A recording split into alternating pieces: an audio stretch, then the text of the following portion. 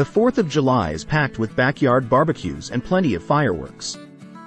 With more than 200 years of history and tradition behind it, you'd be forgiven if you didn't know everything about America's Independence Day.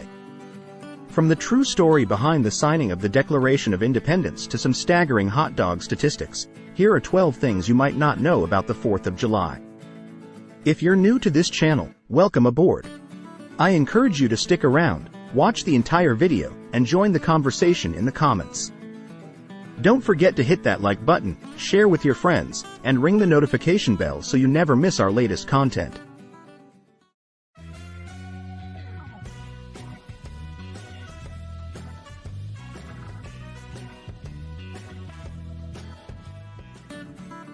The Declaration of Independence wasn't signed on July 4th, or in July at all.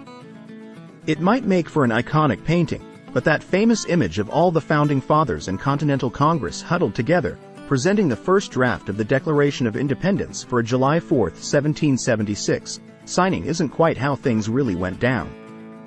As historian David McCullough wrote, no such scene, with all the delegates present, ever occurred at Philadelphia. It's now generally accepted that the Declaration of Independence wasn't signed on the 4th of July. That's just the day the document was formally dated, finalized, and adopted by the Continental Congress, which had officially voted for independence on July 2nd, the day John Adams thought we should celebrate. John Hancock and Charles Thomson signed early printed copies of the Declaration to be given to military officers and various political committees, but the bulk of the other 54 men signed an official engrossed, finalized and in larger print copy on August 2nd, with others following at a later date. Hancock, boldly, signed his name again on the updated version. The first 4th of July celebrations weren't much different from today's. After years of pent-up frustration, the colonies let loose upon hearing the words of the Declaration of Independence in 1776. Military personnel and civilians in the Bowling Green section of Manhattan tore down a statue of King George III and later melted it into bullets. PDF. Philadelphia patriots used the king's coat of arms as kindling for a bonfire, and in Savannah, Georgia, the citizens burned the king in effigy and held a mock funeral for their royal foe. Independence Day celebrations began to look a bit more familiar the following year, as the July 18, 1777, issue of the Virginia Gazette describes the July 4th celebration in Philadelphia.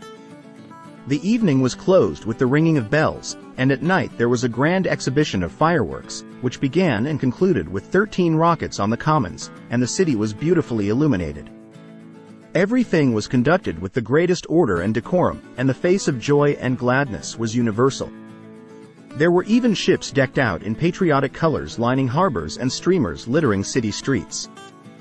Modern Independence Day celebrations have stuck pretty close to the traditions started in 1777.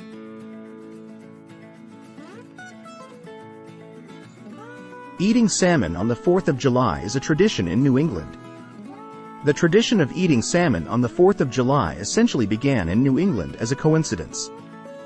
During the middle of the summer, salmon was abundant in rivers throughout the region, so it was a common sight on tables at the time.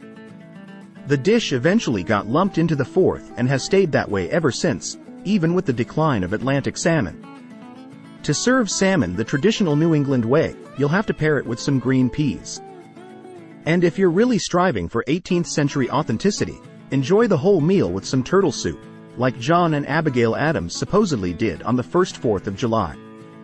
You can still be a patriot without the soup, though. Massachusetts was the first state to recognize the 4th of July.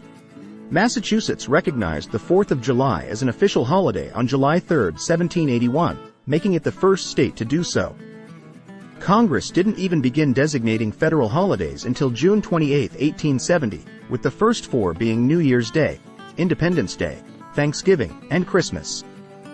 This decreed that those days were holidays for federal employees. However, there was a distinction. The 4th was a holiday within the District of Columbia only. It took years of new legislation to expand the holiday to all federal employees. The oldest annual 4th of July celebration is held in Bristol, Rhode Island.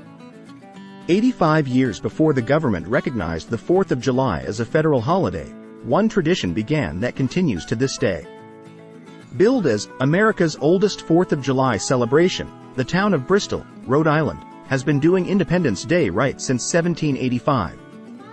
The festivities began just 2 years after the Revolutionary War ended, and 2024 will be its 239th anniversary. Over the years, the whole thing has expanded well beyond July 4th. The town of about 23,000 residents now begins to celebrate the United States on Flag Day, June 14th, all the way through to the 2.5-mile July 4th parade. What began as a patriotic exercise, meaning church services, has morphed into a cavalcade of parades, live music, food, and other activities. The shortest 4th of July parade is in Aptos, California.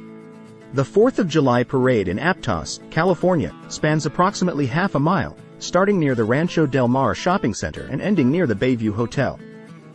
After the parade, there's a lively party at Aptos Village County Park.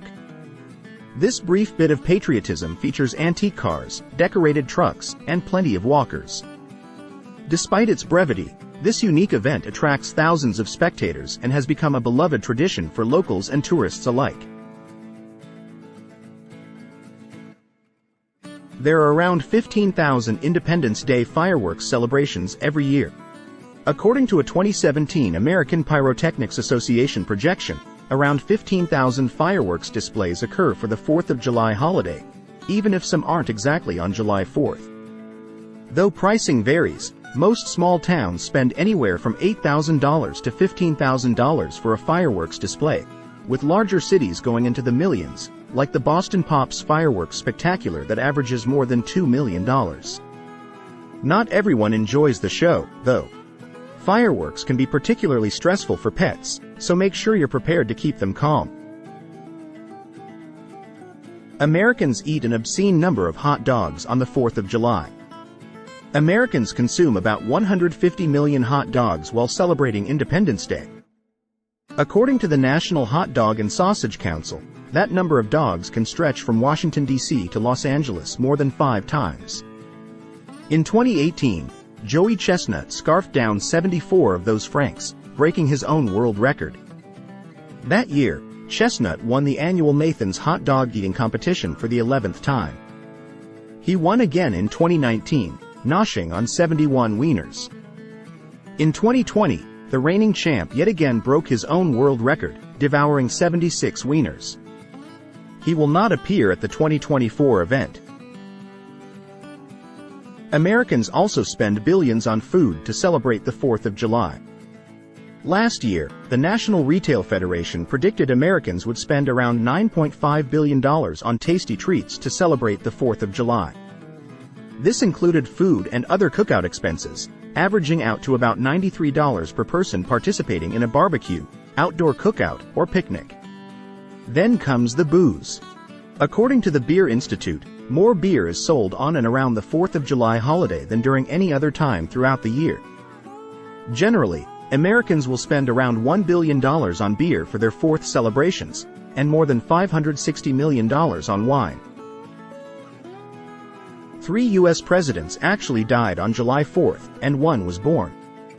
You probably know that both Thomas Jefferson and John Adams died on July 4, 1826, 50 years to the day after the Declaration of Independence was adopted. They're not the only presidents to have died on the 4th, though. James Monroe, the nation's 5th president, died just a few years later on July 4, 1831. Though the holiday might seem like it has it out for former presidents, there was one future leader born on Independence Day. The country's 30th Commander-in-Chief, Calvin Coolidge, was born on July 4, 1872. Yankee Doodle, a patriotic song, was originally sung prior to the Revolution by British military officers. Yankee Doodle is a traditional American song and nursery rhyme. Its early versions date back to the 7 Years' War and the American Revolution. During the Revolutionary War, American soldiers adopted it as a rallying cry, symbolizing their determination to fight for independence. Today, it's often sung patriotically in the United States and is even the state anthem of Connecticut. On July 6, 1776, the Pennsylvania Evening Post became the first newspaper to print the now historic Declaration of Independence. It made history by becoming the first newspaper in the colonies to publish the Declaration of Independence. This momentous event allowed most Americans to read or hear the words of this extraordinary document via newspapers and printed broadsides. Wishing you a red, white, and awesome 4th of July celebration. Let freedom rock.